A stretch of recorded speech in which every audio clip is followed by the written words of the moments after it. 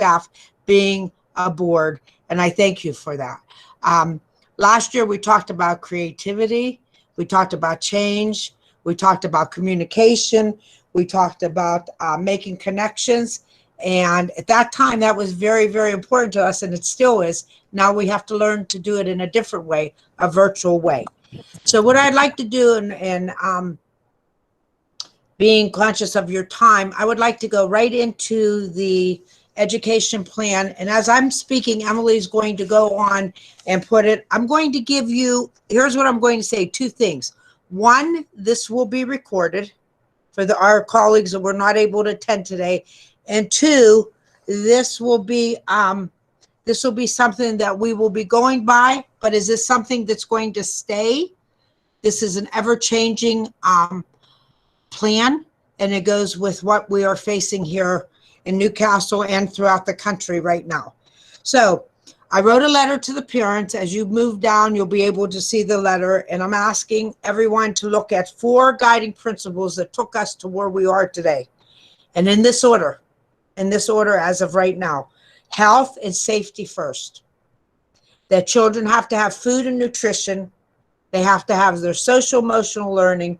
And then the piece that comes in, that we're doing all of this together, but that the piece that comes in is where I can depend on my dedicated staff, and that's the quality of education. And I believe that if anyone could do it, the Newcastle School District staff will be able to do that and continue.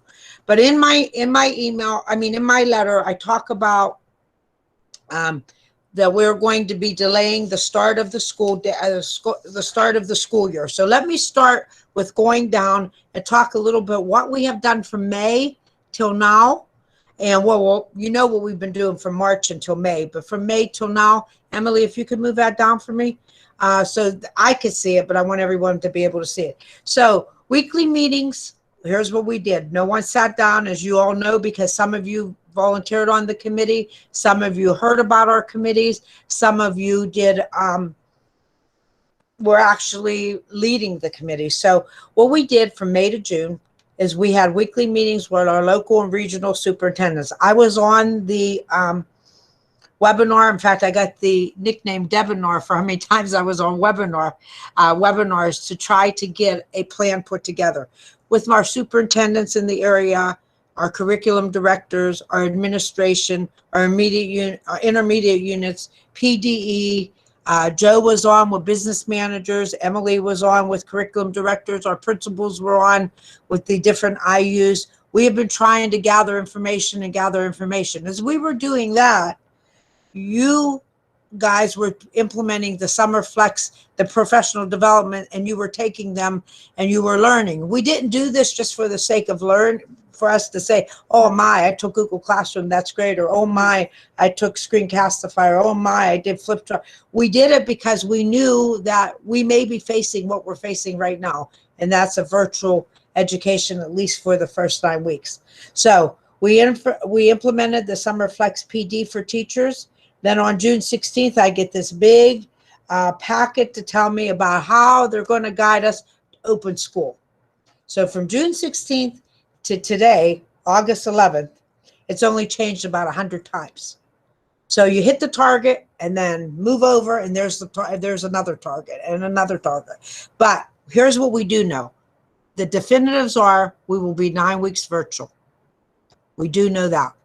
The definitives are that we will be working with the students on a daily basis. And then I'm going to go on. So then June 22nd, they say, okay, we're going to start sports, and this is what we're going to do. So can you please come up with a sport recommendation? I worked with the coaches. I worked with Mr. Flora.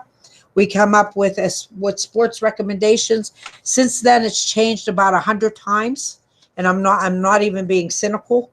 It's changed about 100 times. Last night, and I'm going to read this now to you, I made a statement, and I'm going to stand by this statement until PIAA or WPIAL or the governor or whomever is able to make up their mind what is best for us. Because if we, as a district, take sports off of the students and it has already started, Yes, I am worried about the health and safety, but I'm not talking about 3,200 students. I'm talking about approximately 100 students. And then if you put the band and the majorettes and cheerleaders and all of that in, we have our hands full. But last night I made this statement.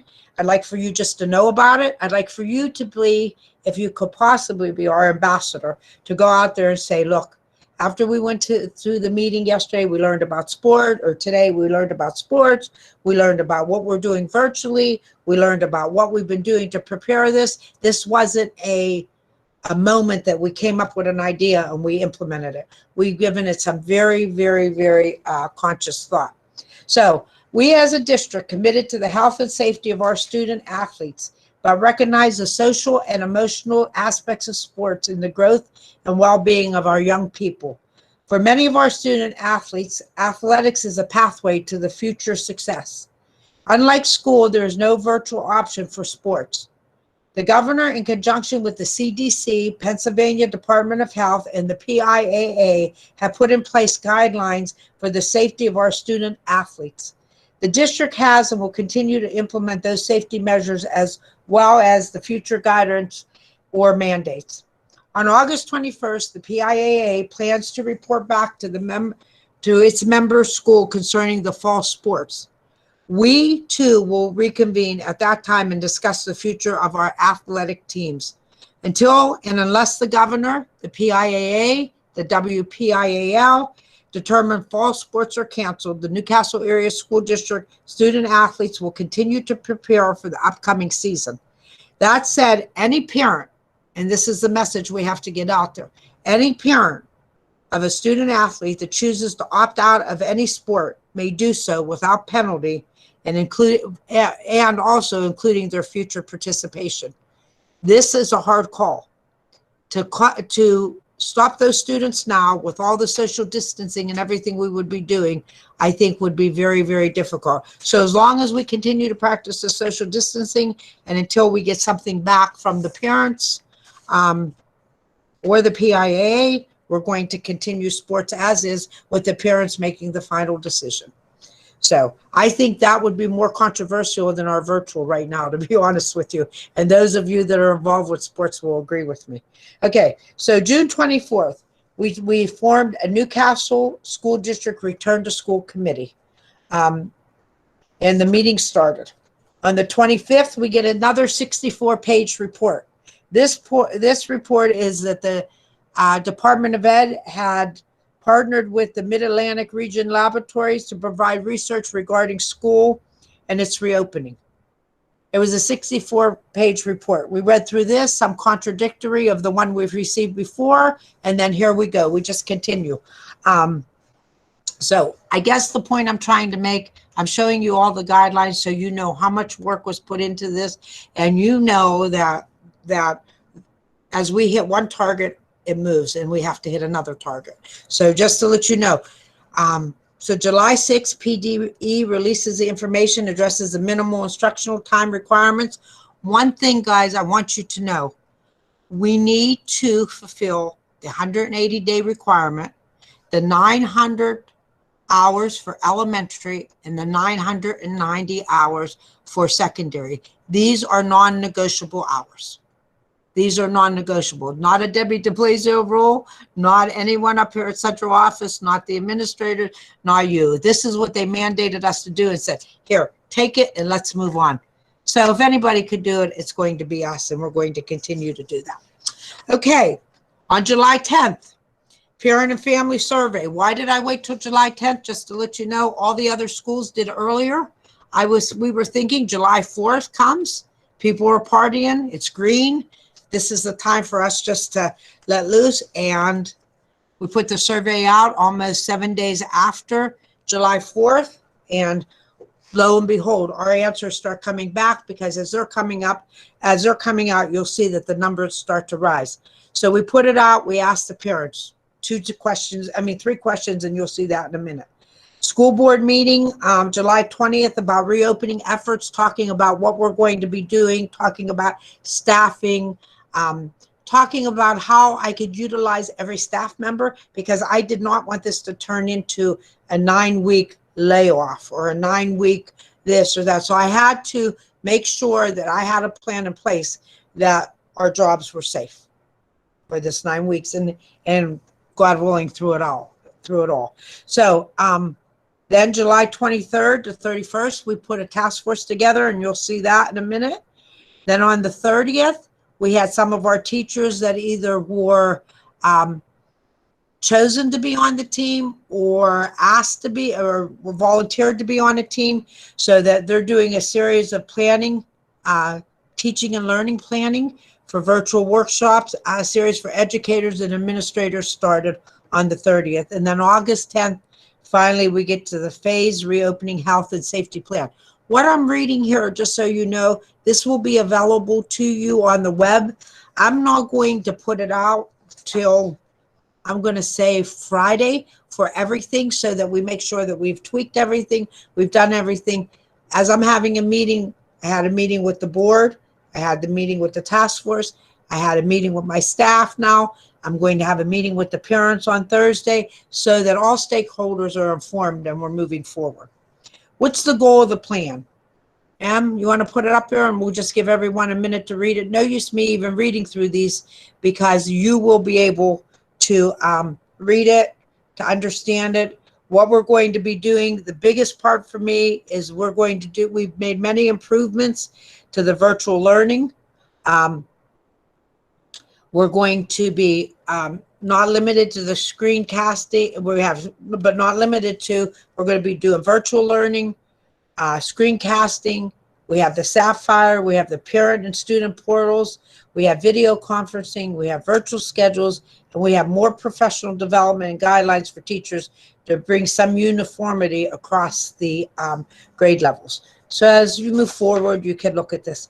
If you look at the next page here, this helped make our decision. This was a very powerful statement to me. So on July 10th, when we started our survey to the week of July 14th, 55 new cases in Lawrence County. If you go down, we measured from 1 month to the next month, 203 new cases in Lawrence County. Very, very disturbing to us as a group, disturbing to me as your superintendent. So at this point, we looked at that. We looked at the surveys, just so you can see what the survey results are. Ems, you want to move it up? The survey result, we asked 3 questions. And the first question was preferred education methods. We got, out of 3,150 some students, we got 2,530 responses. 48.7 said they would like to come back with traditional instruction with social distancing. 45.2 said online learning or in Newcastle cyber. And 3 points said another cyber, which that's going to change. I'm already getting emails from parents as they're hearing about this plan little by little, that they would love to have the virtual instruction from their own teachers. 2.6, a combination. They wanted like a hybrid setting. And then 0.4 were undecided. So I looked at these numbers, not strong. As I said, the districts around the county did theirs prior, but theirs were like 85%, 79%. I think one district was in their 90s to return to a traditional school. Ours was, I would say, 50-50. Well, the children who will be attending school in person need to ride a school bus. Another big problem, because we needed to do social distancing on the bus. If you look at it, they kind of did their social distancing on their own. But who knows, once school would have started a week later, they might have said, okay, we're going to put them on the bus, or no, we're not going to put them on the bus. 53% said they would be using the transportation. 43.7 said no, and 3% were undecided. This next one frightened me a little bit, because we asked, would your children be wearing masks to school as required? 84.4% said yes, they would. I know it looks like a small number, but 15.6% is not a small number if you have someone that has been exposed to COVID. So these parents, and I'm sure many of the parents were children of younger ones, we're being realistic. Their children are not going to wear masks. So all of this information I took into place, And along with a task force, Emily's going to show you now, we met with a pandemic task force committee. We met with teaching and learning, the planning committee of educators. As you can see, there are a lot of stakeholders in there. There were parents, there were guidance counselors, there were teachers, there were administrators. We took all this into consideration. We met with them, and this is what we came up with. So there was a lot of work done. So taking all this into consideration, I felt at this time that we could make the recommendation and feel confident about it, that we needed to go virtual. We not only took the committees, then we made them subcommittees. As you can see, we did a school safety and security visitors. We did school days and staff and students. We did teaching and learning committees. We did food service and cafeterias. We talked about technology. We talked about the school transportation, special services committee, the cleaning, the maintenance, and all of the CDC mitigation efforts that we have in place that we're doing. So this did not go without a lot of thought. So what happens? On August 10th, the board approved a school calendar for the 2020-21 school year. If you look at it, the calendar has been revised. We are not starting school on August the 18th. We are beginning teacher in service on the 24th. The 24th, 25th, 26th, and 27th will be for professional development to help you continue to succeed on our vision of helping every child that we need to help in this district.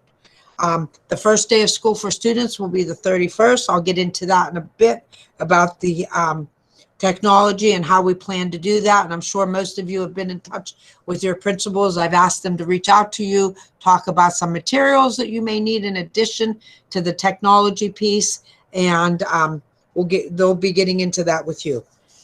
November 3rd, numbers go down. We're starting to see something. We're going to look back, and term 2 begins, and that will be on November the 3rd. Virtual would end as we're doing it now, and we may look at some other models depending on the numbers. Okay, so with that, Emily, you're going to go over this here now, or do you want me to continue to go? And yeah, no, I can. I just have to switch over. Wonder why. Oh, Leah, yeah, I will. Her speaker's turned off. That's all. Okay, so just real quick, guys.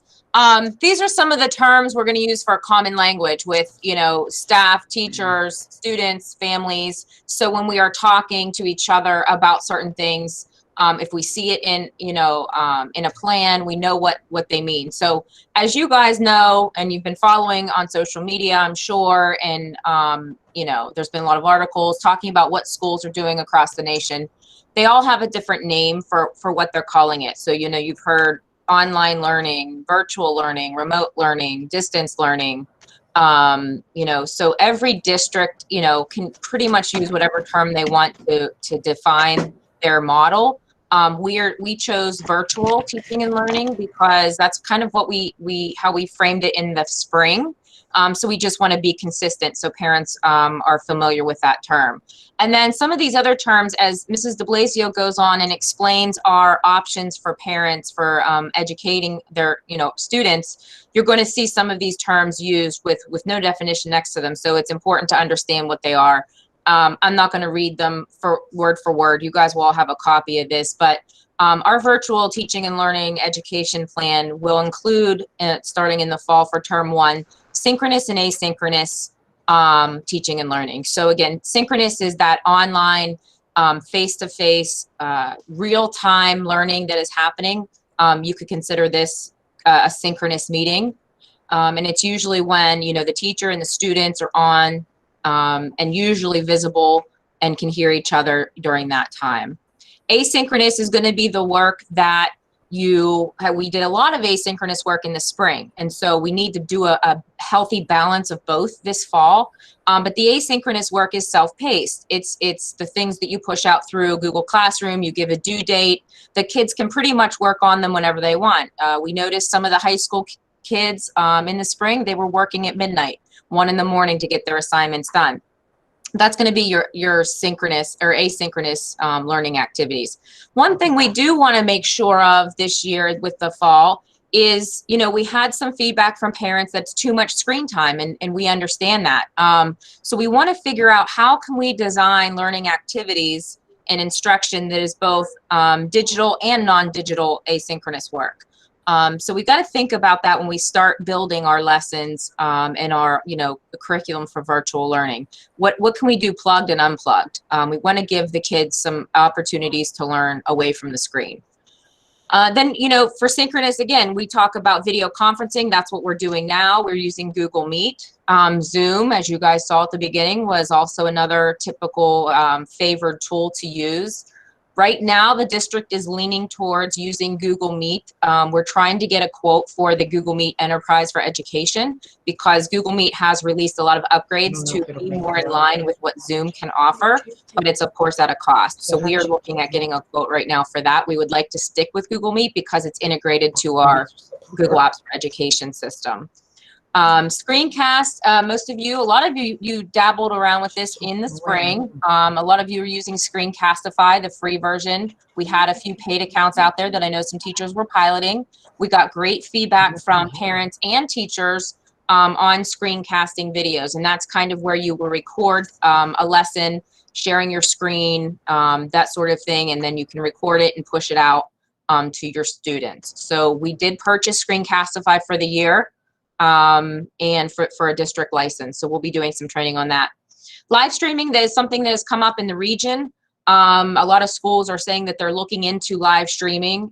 This might come more in use if and when we go to a hybrid model. If some students don't come back for the hybrid model and they want to stream video, that might be something that we look into. As soon as we get something up and running, we get, you know, an MOU, some live streaming parameters, and we really look at the legal aspect of that. We will be unrolling that to teachers who are willing to pilot it and try it with that. So we're still looking at cameras. Do we want to get a certain type of camera or just use what we have already in the district? And then finally, LMS is short for Learning Management System. So we've been using, it's basically the environment, online environment dashboard, where teachers push out work and collaborate and interact with their students. So we have been using a free version of Google Classroom, as we are, again, our Google Apps for Education school. And it's not a very robust learning management system. If you've heard other schools, they're using Schoology or Canvas. That's something that we might look into, depending on how long we are in this system, but we didn't want to change an LMS system on you right now. I know other schools are changing right now, and their teachers have to, you know, do 12 hours of online training to understand and learn Canvas or Schoology, and that's not something we wanted to burden you guys with right now, but it is something we might look at and get some pricing if this type of education environment stays in a virtual situation. And then finally, those of you, there were maybe about 20 of you on the Sapphire gradebook training, which was I think August 4th, last week. And you noticed that Sapphire has an LMS built into it, kind of like Edline, but again, more robust and has more options to integrate with families and students. You can push out tests and things like that using Sapphire LMS and create tests right there for students. So we are looking at that. We will look to grow into that. That's not something that we're going to like kind of rip the Band-Aid off in you know, August or September and use right away. But those of you that, you know, want to play around with it and you know, see its capacity, it is something that we have purchased as well. But we will be putting out to the public that our district LMS system is a Google Classroom. Okay, so, okay. So I'm done with my piece. Let me, yep, tell Debbie. And I'm gonna mute myself so Mrs. DeBlasio can come back on.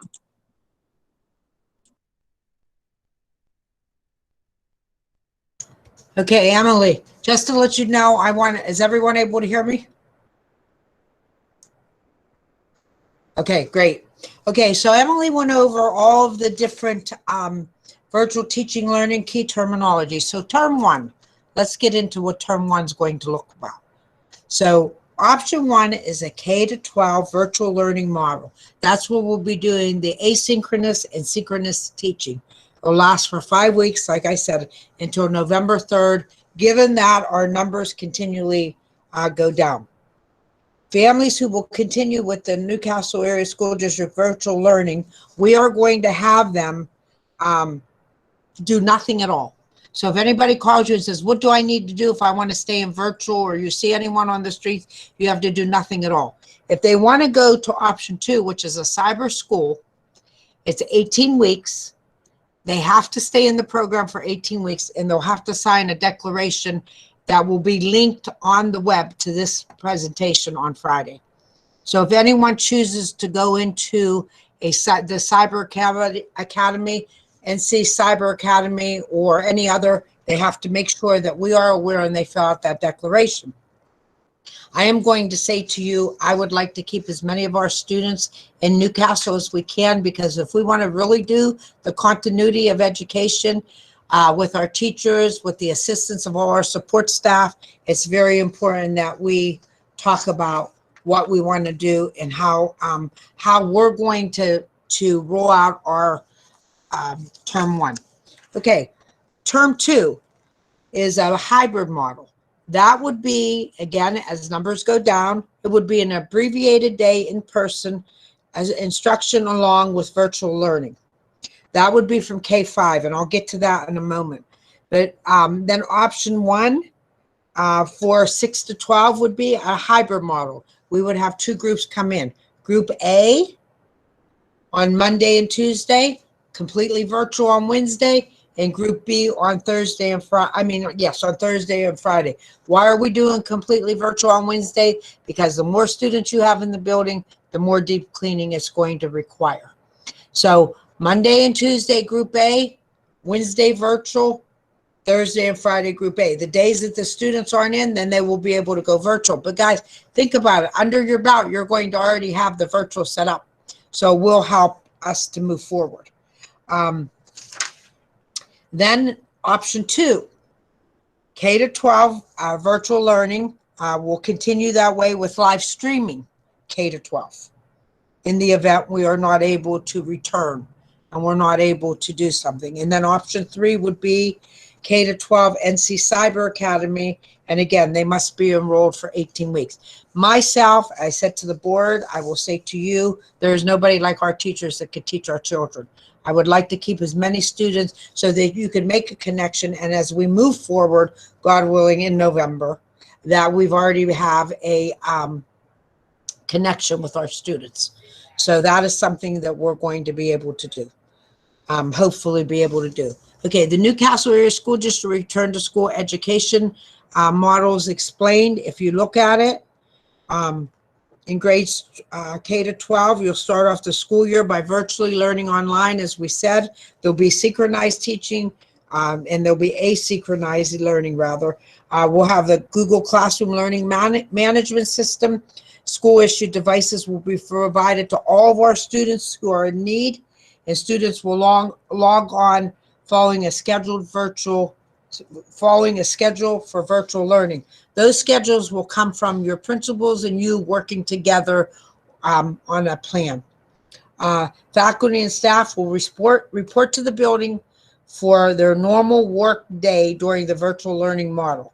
Teachers will be available. This is what we're putting out to the parents. I need you to help assist students during regular scheduled periods or blocks of time. The district will recommend best practices for virtual learning, guidelines for teachers to ensure a healthy balance of synchronous and asynchronous. We know that the students aren't going to sit on a computer all day long, but we do want to have some intentional teaching so that our children will be able to do that, and you provide the assignments as needed.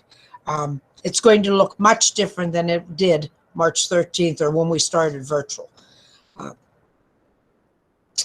I'm considering, and this would be for kindergarten to 8th grade, and unless I hear otherwise from the teachers, I think that we should go with a no homework policy, and 9th through 12th, limit it as much as you can without hurting the instruction.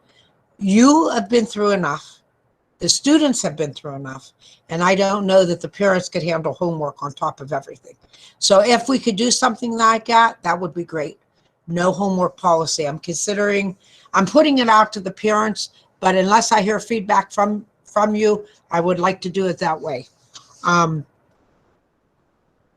You have, like we said, Newcastle's education model. Again, you will absolutely have 4 days of instruction that will help prepare you for what you need to do during this virtual time. So during those 4 days, there'll be several different professional developments that we'll be offering to you. We did 4. We took 2 of our Act 80 days off of the calendar and up front of them. And here's the thing, during the day, there'll be some virtual hours for office hours and stuff that you'll be able to work. It's not as though we're throwing it and here's what you have to do. We're going to learn all together, but I want to at least have a plan in place so that the students don't feel like we're everywhere and not, in the classroom and teaching what we should be doing. Okay, so grade 7 to 12, elementary could plug their ears. No, grade 7 to 12, every Monday, you will operate on a delayed bell schedule. So your big classes will not begin until 9:45. Actually, I'm sorry, it's grade 6 to 12. They'll be on a delayed bell schedule. Why are we doing that? As one of my guiding principles, food must be given to these children. It's very important that they eat. So what we'll do is on Monday mornings, we're going to have 75 plus bus stops taking food to the children to eat. We were not able to get it all in. So what we decided to do is during that time, you could be completing assignments. They could be collaborating. You could be collaborating. They could be talking with their peers. We could be tutoring if they need it. We could be doing academic assistance. We could be doing remedial instruction, enrichments, interventions, but formal classes will not begin until 9:45, and you'll be receiving more information as we move on from your building principals. The return to school, I think what I'm going to do, I was going to go through all of this, but I just want you very quickly to look at this because we will reconvene with a meeting. The only thing that I do want you to look at as we go along is there's many different what the hybrid schedule would look like, and those are on pages 21, 22. There's a schedule right there that I would like for you to look at. The Harry W. Lockley will have an example breakfast, social emotional, starting at 8:35, and students will go home at 12 o'clock every day. Every student will be there. Here is my reason for that, and here's the reason of the teams. If you start kindergarten 2 days a week, or first and second grade, every Monday will be new year to those students. Every Thursday will be a new year for those students. You need routine with the babies. You need routine. So that is what our elementary is going to look like at H.W. Lockley. 1 to 2:45 after the students go home, after the staff has their lunch. Then we will do some virtual learning from home. It could even be an assignment that you worked on in the morning. Check on them, see how they're doing. Then you'll have your teacher prep period from 2:45 to 3:20. And then virtual office hours if a parent wants to get in touch with you from 3:20 to 3:45, or you have a little kiddo that needs a little extra help. Those are some of the things we'll do. Now, as I'm talking, understand that there is support staff there too. The PAs will be working with classroom teachers. They will be being assigned by principals on different activities. I met with the union on that, and I'm sure that they'll be explaining to you some of the things we're going to be doing as PCAs, nothing that's out of the ordinary, nothing that all of you can handle, but we will be working with the PCAs. We're going to be working with the custodial staff. Their jobs may take on a little extra look, but nothing that's going to be that hard to learn and to do. So GW will start at 8:10 in the morning, and they will be dismissed at 11:35. And then from there, we will start with the virtual learning, the teacher prep, and then the virtual office hours. Okay. So I don't know whether you know this or not, but I've talked to the union, and we are going to change the day slightly. So if I keep going back and forth, I'm looking at my notes and I'm looking at the PowerPoint here. So grades 6 to 12, our new hours for teachers will be 7:25 to 2:40. That's grades 6 to 12. 7:25 to 2:40. Grades 3 to 5 will be 8:10 to 3:25. And grades K to 2, which is Lockley, will remain the same. Why are we doing that? Social distancing for busing, with walkers as we move forward and plan ahead for the school year. Not fun, not fun. And I'm sorry we have to go through all this. If you look at page 25, there's the hybrid schedule for 6 to 12. As I said, Group A and Group B, if you look at it, A will be in class at the traditional in-person setting. On Monday and Tuesday, B will be virtual learning from home. Wednesday, everyone will be learning from home. And then Thursday, we switch. A becomes virtual learning from home, and B becomes attend school in traditional in person from Thursday to Friday.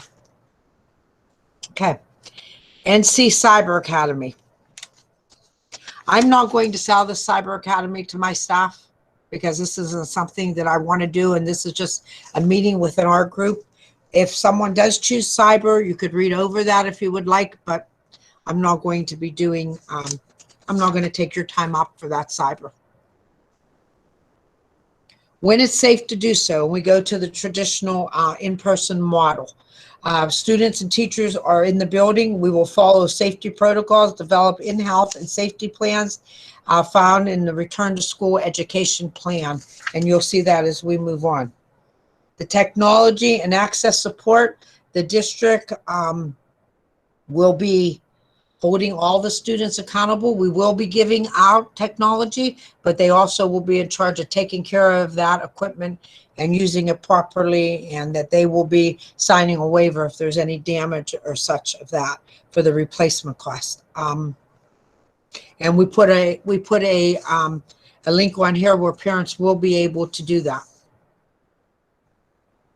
to sign the waiver as they come on.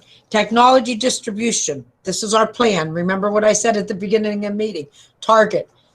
So here's the target today. Tomorrow might be moved over here. One never knows. But as of today, and I think we have a pretty good solid plan, 9 a.m. to 2 p.m. on the days on the side there, August 18th, the 19th, the 25th, and the 27th. Chromebooks or tablets that were purchased for K-2 will be given out, along with materials that you will either talk to your principal about or will be getting together with your principals as you think about, do they need pencils? Do they need highlighters? Do they need whatever you may need, paint, whatever you feel that will help you to educate these kids the best way we can in the area that we are in right now, in the virtual teaching mode. So these are things that we will be doing for technology distribution. Technology policies, we're going to ask that the students abide by those policies that are written there. Technology help desk will continue to be there. This will be given to the parents. Food services, as I told you, 75 plus bus stops on Monday only. Jeremy has been fortunate enough that we're going to be able to do like a Silomatic frozen foods, a commercial one that will be able to serve students 5 breakfasts and 5 lunches every Monday in the morning. And also for those parents that work, we're trying to accommodate 4 to 6 p.m. on 6 different locations that will be announced as we move forward. Grading system, we will go back, although what we did in March, we used that the 4th quarter of last year. We will not be doing that. We will resume our normal percentages and letter grades. Teachers will be given your guidelines and best practices when evaluating and assessing students in the virtual online environment.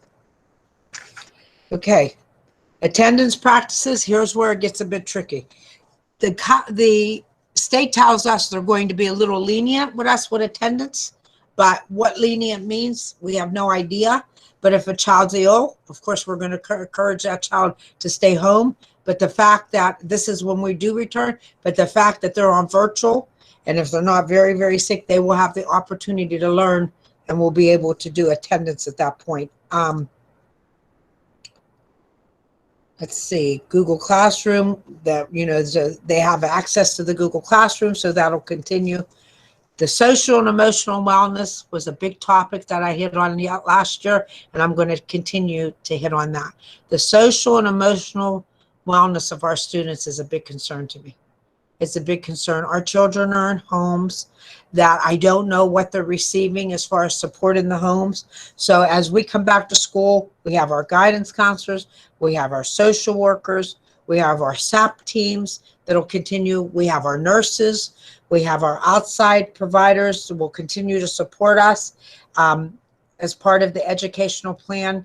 Teachers, as you're teaching in your classroom, I'm sure all of you, this has become second nature to you, that you'll be fostering the social emotional skills and practices while teaching virtually. The health and safety highlights. Well, I forgot to tell you, in the midst of all that, we also did a health and safety plan. So I'm just going to touch on a few things. We are not going to be doing temperatures at school, because there's research out there that says at first, it said it's a great idea. If you do research at school, do fever and temperature checks at school, you ask the kids, do you have loss of taste? Do you have tightening in your chest? Do you do this, that? They're saying right now that should start at the home, not even bring them into school, because we don't know on the bus who is exposed. So we're going to offer parents a checklist. And that checklist is going to show them what we are asking them to do. With that being said, we know that sometimes this won't get done. If you see something and we know it as soon as we could get to it, a child doesn't feel good, a child is exhibiting not feeling good, the nurses will be right there and they'll be working through all this. And they will, as we go back to school, also tell you the look fors. I think I'm going to be meeting with them. They don't know this now, but I think I'm going to ask to meet with them tomorrow at some point on a Zoom meeting. Also, volunteers and visitors, as far as coming to the building, we are going to try to eliminate it as much as we can. Strictly everything virtual. Parents that want to talk to you, a virtual meeting. Parents that want to come in and register their children during the virtual teaching, will have to do it online. We will walk people through. This is where we're going to need support from some of our support staff to help us move forward and to work with this. We want to limit the amount of people that come in, period. So students will not be allowed to carry any bags, and we will not be using lockers this year. Now, some of the questions came up for the high school girls that may need to carry something in, or high school boys. First of all, no athletic equipment will be brought in the building, and then them take the bus and go down to football practice if we do get to that point. These are things that are going to change. No lockers, no book bags, and things that that we need to, we'll tweak as we go along. That as of right now, we want to eliminate as much as exposure germs coming back and forth from school. School buses will be cleaned regularly and disinfected after the morning and afternoon run, although they are doing something with germ resistant that's supposed to last for 30 days. But that's, again, we'll look at that as we return back to school. Students will be required, and I'm going to talk to the teachers about this too, when they do return, in the hallways at all times. I'm going to ask the same of the teachers now as you return back to school. When you're in your workplace, that's fine. But when you're in your room, that's going to be a personal decision. When you're in your room alone, that's fine. When you're out of your room or you're collaborating with someone, I would recommend that you wear a mask. I strongly recommend it. It's a little bit short of requiring it because I don't want anyone to get ill. But if you can at least cover your mouth and nose during those times in the hallway or interacting with other staff members, this is the only way we're going to be able to get those numbers down so that we can look at bringing our students back to school and getting our staff working to their full potential. Okay, seating, the only 3 ways teachers are not supposed to be wearing those are, students are if they're seated at their workplace and they do not have to wear a mask if they're 6 feet apart. That's going to be up to us as a district. That's forever changing. Now they're saying everybody has to wear masks at all times when the students are there.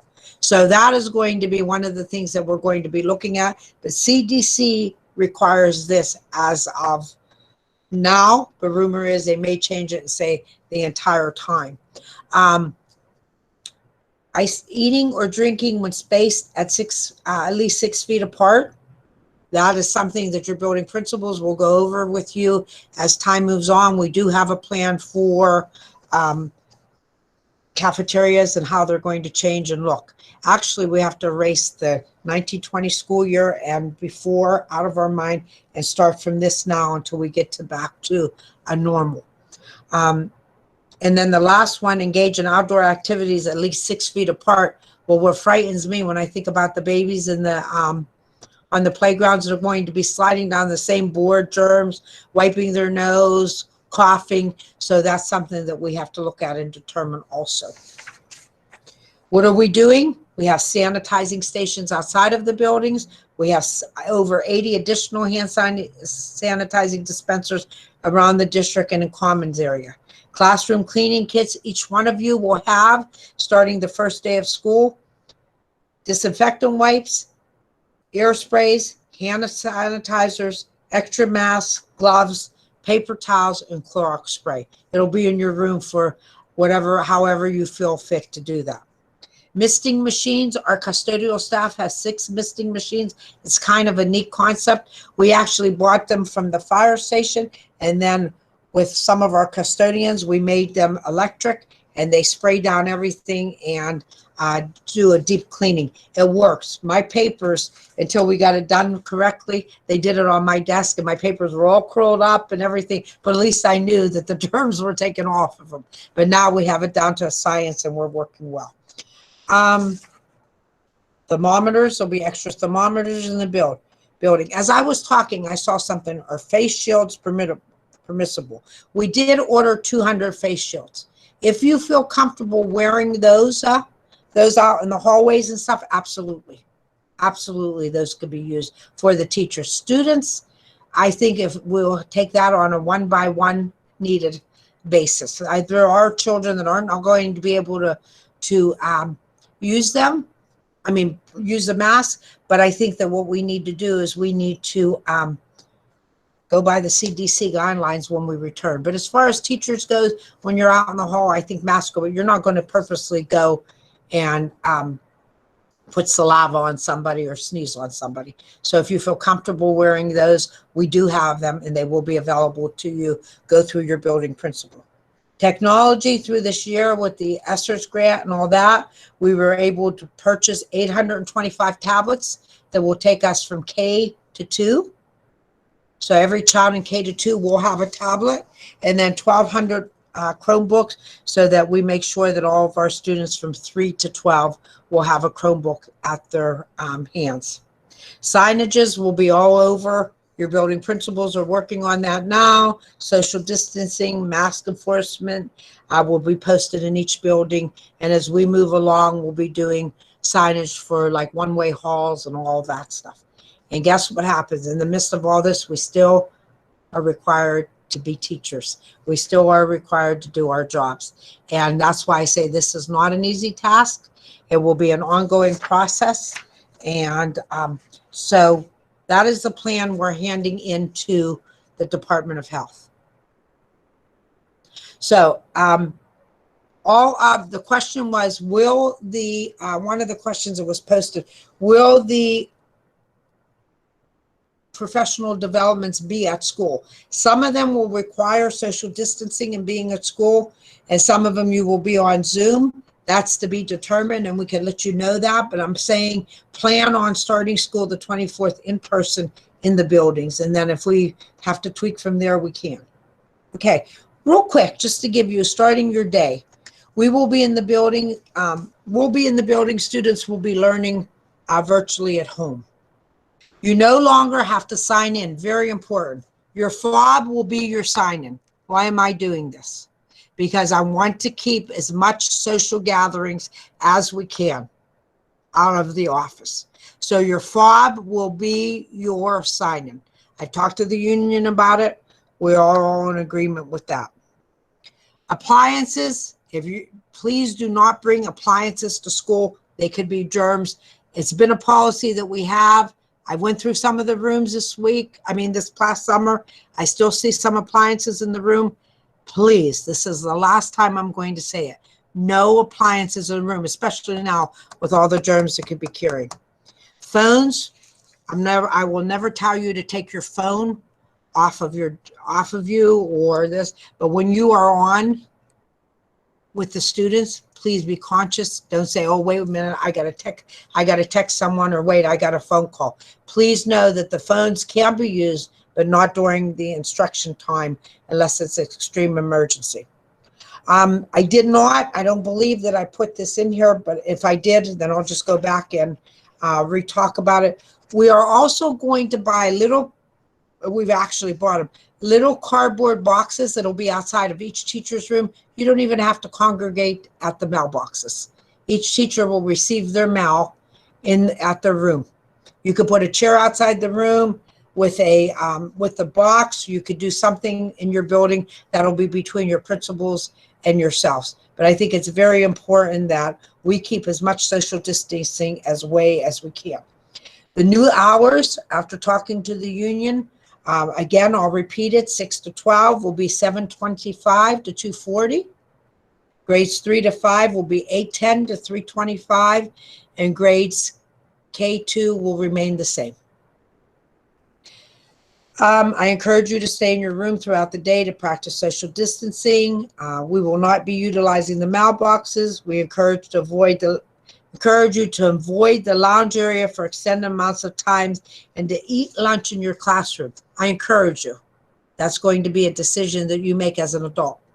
I encourage you to do it, but also I'm not mandating it. That's going to be your personal decision. All staff restrooms will be open throughout the day, but students' restrooms will be closed. For obvious reasons, we can't keep them all open. Social distancing and the mask. Masks must be worn throughout the day. This is according to CDC. When you are in the commons area of the building, such as lounges, halls, office, copy areas, entering and exiting the building, and anywhere where you are within 6 feet from another individual. If you're eating and you're 6 feet away, then be it. If you're in your room, then do what you would like to do. Basically, what I'm saying is minimal movement would be appreciated by everyone. The weight room at the high school will remain closed at the junior senior high school. Gyms will be closed during the school day. Gym teachers offices or rooms will remain open, but the gyms will be closed during the day. As students even return, and that's something in our next meeting we'll talk about, some of the special teachers will be pushing in instead of moving the children out. And we will talk about that as we move forward. When you go back to your classroom and you are settled in your classroom, I would like for you to start looking at some of the materials that you have in your classroom, some of the equipment you have in your classroom that you don't feel is a necessary thing right now. It was an extra. A table if you don't need, a filing cabinet, anything of that sort. Mark it and we'll move it out, because remember, by November 3rd, numbers go down. We're going to be bringing children back to school with a 6-foot social distancing. So as much room as we can make in the rooms itself, please look at that. And if there's any extra furniture, please mark it and let your building principals know, and they'll have the custodial staff help remove it. We'll store it somewhere in the buildings that, God willing, when this is all over, we'll bring it back to you. Okay. Let's see, teachers' desks, students' desks are the only thing we're asking to remain in the classroom. A lot of teachers have said to me, like I've talked to them individually about, oh, I use my table. As long as you use your table and you're able to social distance 6 feet, I'm fine with that, not a problem. Okay, sanitizing stations, as I told you, will be everywhere. We're following the CDC and Department of Health recommendations. So I ask that if you're traveling within 14 days of returning to work or are planning to travel, please, you must self-report to me. You must self-report. We will follow Department of Health recommendation. Once you return home, you must quarantine a 14-day period, even with a negative test result, before returning to our building. If you choose to visit any of the following states, the quarantine will not be covered by the district. Now, this is the states as of last week. There may be more states that have been added on. I don't know. So please make yourself well informed of what states and what states and what areas are like our hotspots. So that's it. If you have any questions, I'll be back on in a few minutes, but if you have any questions, please feel free to email me if it's something that's a district-wide question. If it's a building level question, please get in contact with your principals. Okay, Emily is going to talk a little bit about how we are going teacher's guide for the virtual learning. Okay, hi again, guys. So just to go through some of the stuff that will be coming your way.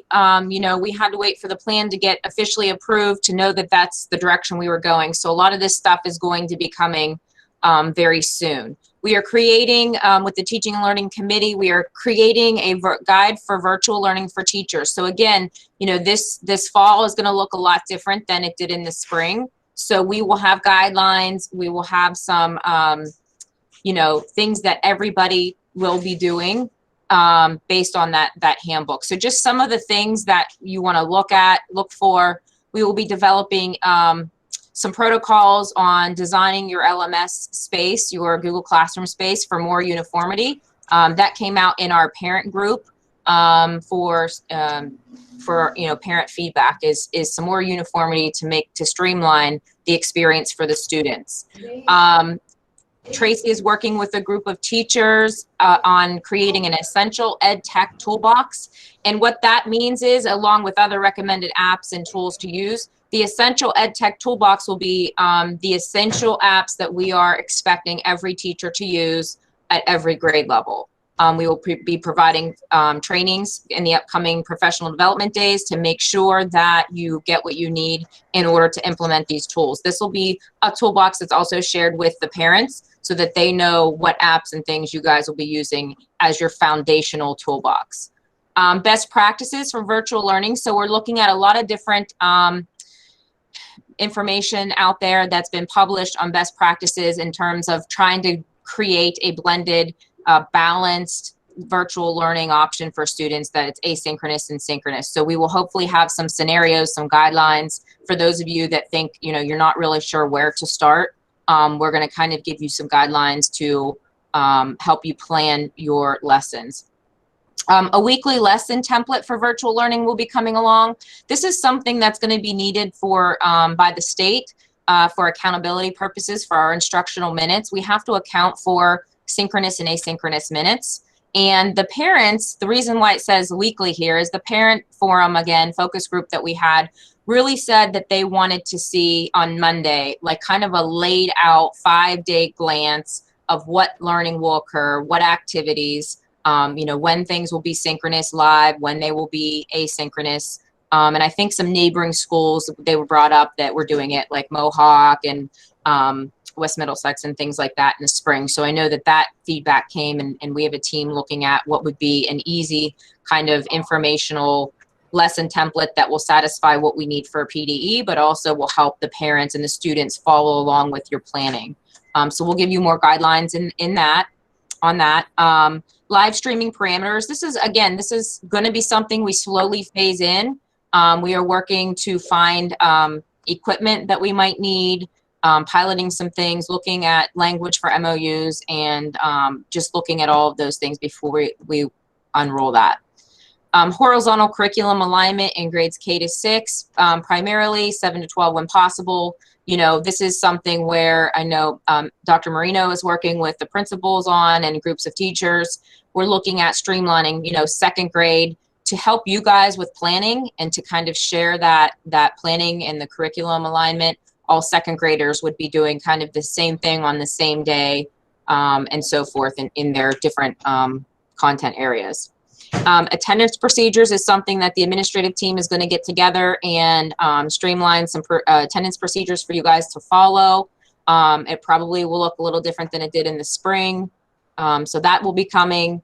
Other things will be like assessment practices and things like that to help you figure out what's the best way and strategies, methods to use when you're trying to assess students when they're learning from home.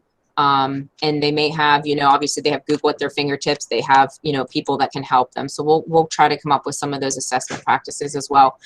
Just remember the one piece of information that we got back from parents is that they really want a teacher on call, like during those periods where the kids can jump on and ask you questions. They can see your face, they can hear you, you can answer questions, they can collaborate with peers. So it was really something that came through the parent forum.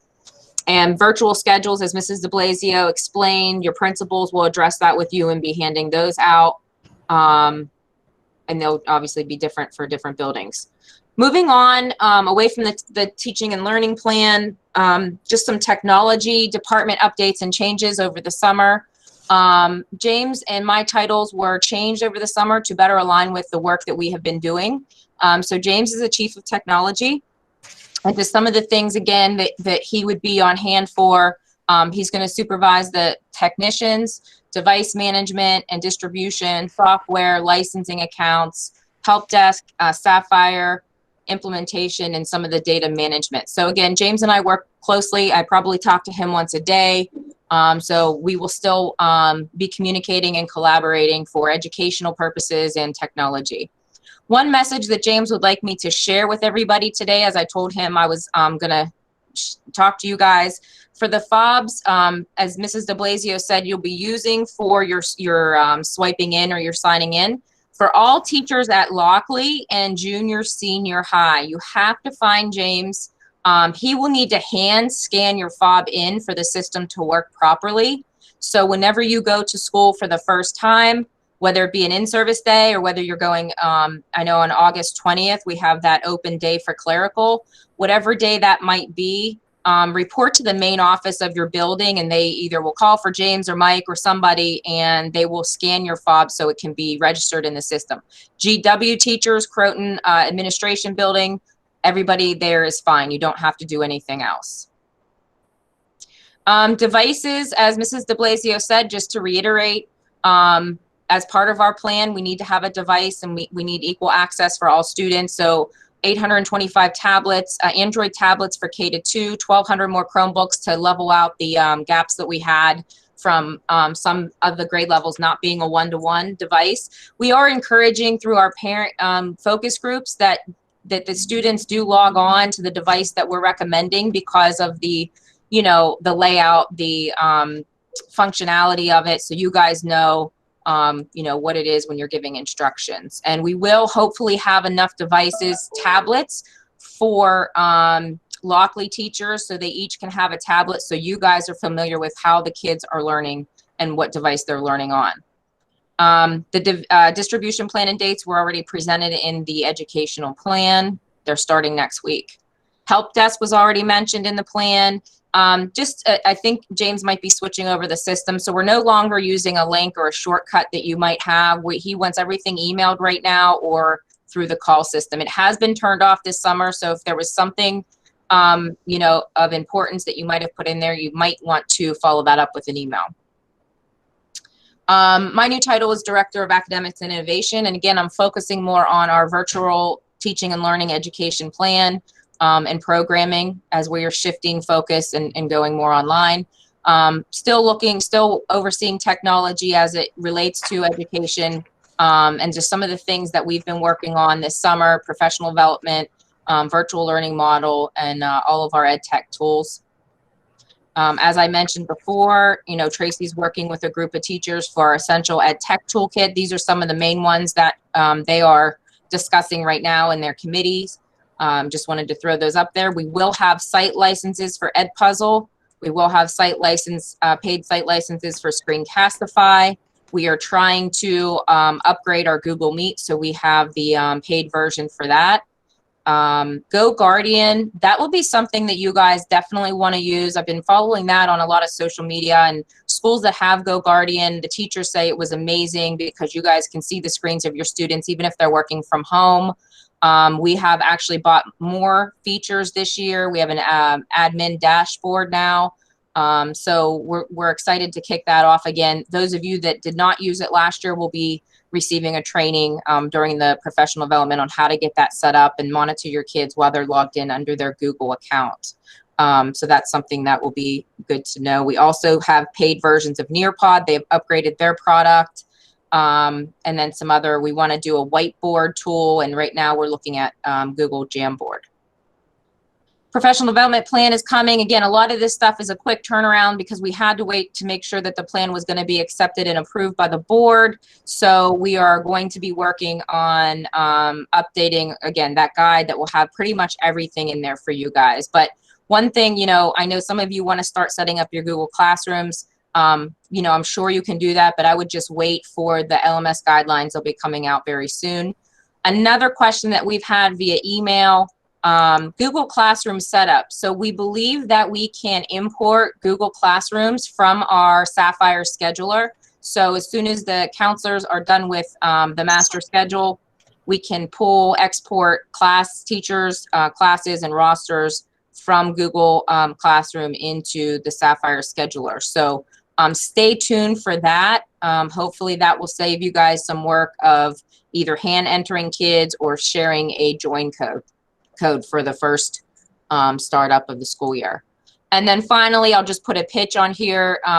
You know, the committee is helping me kind of formulate PD sessions and come up with ideas on how to do it, but it's an all call out. I mean, we would love for teachers, if you're willing and able to teach some PD sessions on some of the topics that you've heard today, please look for a survey coming from me this week. And, you know, feel free to email me and tell me some of the things maybe that you would be interested in hosting a session or facilitating with Tracy or myself.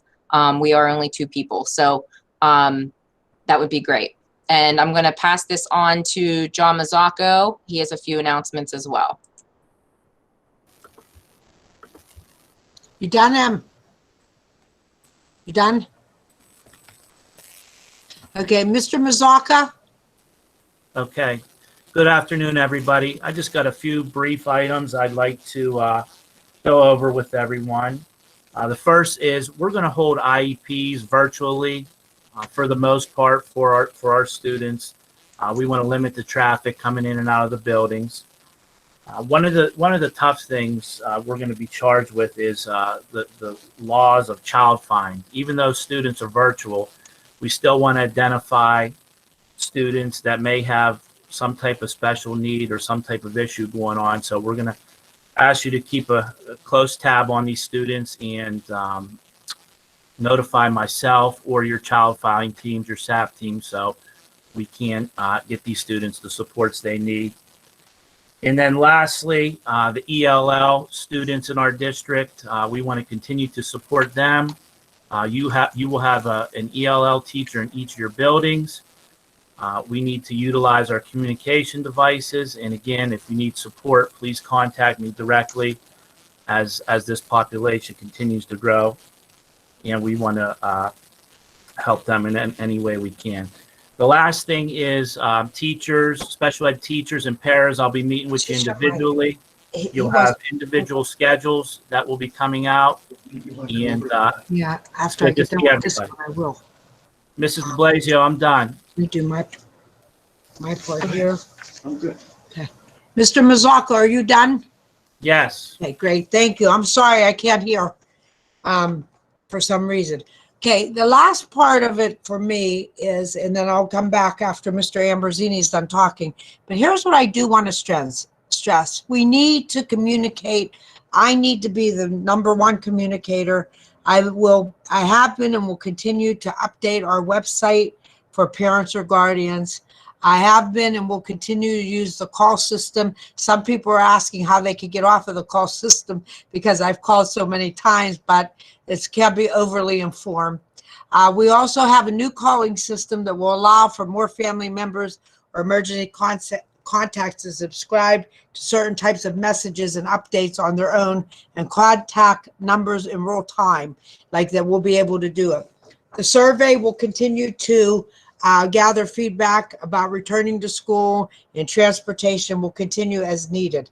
Also, parent-friendly guides we're going to be putting on the website. We're also going to have a Q&A for the parents after I meet with them on Thursday, that if they have any broad questions, we'll be able to answer them. So if you have any questions, you can get on there, or like I said, be able to contact me. Although your administrators are communicating with the parents and guardians, it's essential for you to continue the communication and for us to continue to build relationships. I said that I was going to have a meeting on Thursday, and I'm going to have that meeting. If you are able to attend, that's fine. If not, you're going to hear exactly the same things that I'm saying now.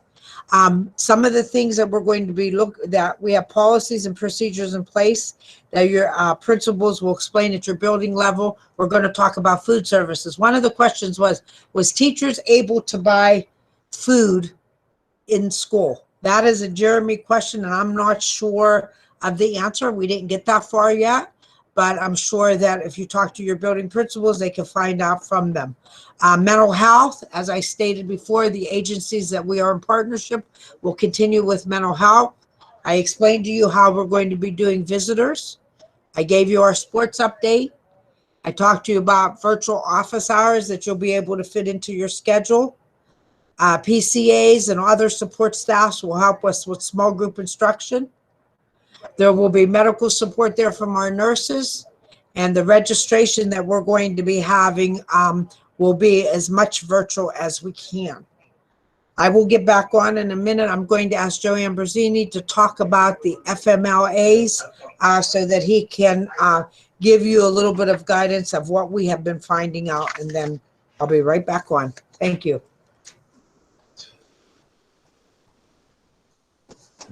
Thank you, Mrs. DeBlasio. Good afternoon, everyone. I just wanted to bring to your attention a couple issues that have stemmed from COVID, and it relates to family medical leave, and now there's something called emergency family medical leave. And basically, the family medical leave, it provides certain employees with up to 12 weeks of unpaid job-protected leave, and it requires the district to continue group health insurance.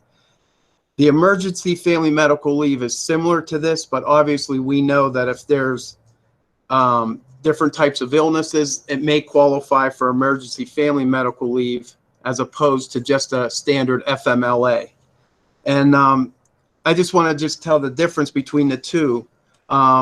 An FMLA, we could, you could take time off for obviously a birth of a child.